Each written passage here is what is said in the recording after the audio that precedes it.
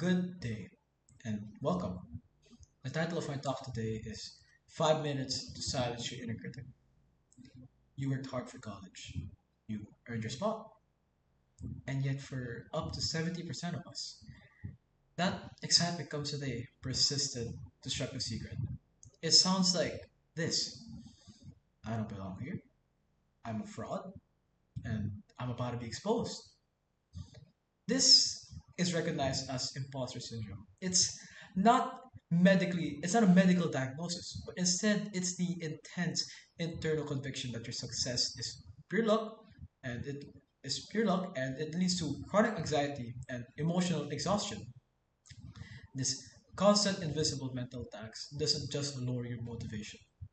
It actively pulls down the grades of high achievers because their energy is spent battling self-doubt.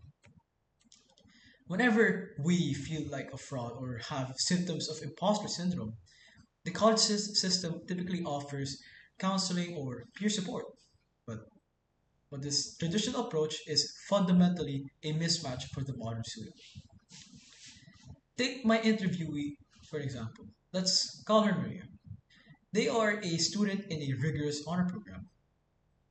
Her pressure was immense, fueled by a successful family and competitive peers, confirming the social factors cited by Austria et al. And Saputri and Koirunusa. Maria couldn't access help due to two barriers: stigma and time. She feared being labeled weak by peers, and her punishing course load left no hours for mandatory weekly sessions. Traditional help failed because it demanded a large time commitment and the courage to break social stigmas she did not possess. This lack of available effective intervention is serious, as Bachi confirms the link between imposter syndrome and heightened burnout risk in these settings. Since external help fails to meet these real world constraints, the solution must be internal, a self directed tool.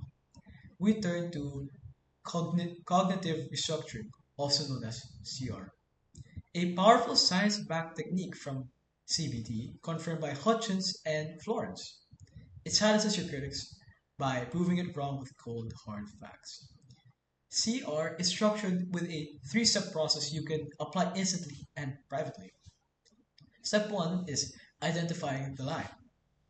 The moment that self-critical thought pops up, for example, oh, I only pass because of the curve, label it as an ANT, an ANT, an automatic negative thought, and write it down. Second is to gather the facts. Immediately find objective, verifiable, documented evidence that flat out contradicts the lie.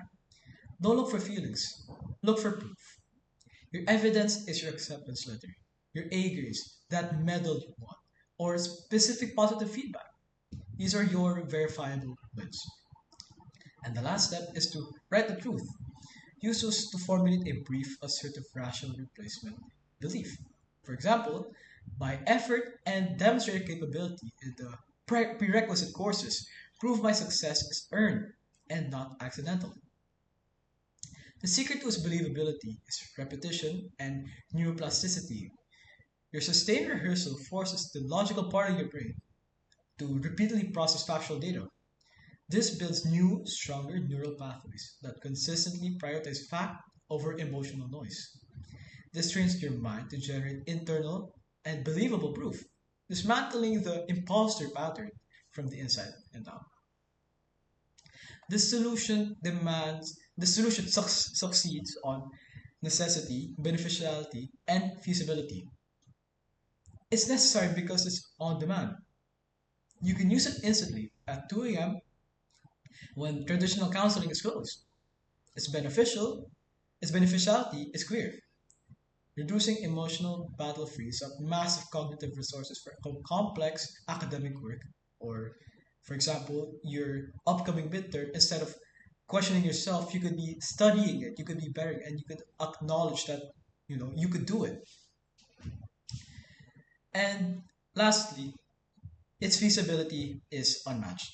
It requires no money, no external materials, and crucially, only 5 minutes of your day. This perfect compliance with a busy schedule is why it's a lasting and practical fix. Cognitive restructuring instills commitment through a documented process and builds psychological flexibility, the ability to observe your doubts without being controlled by them. You gain the power to act according to your goals, not your fear. Your goal isn't just to survive college, it's to thrive. Start today. Identify the lie, gather the facts, and write the truth. Thank you.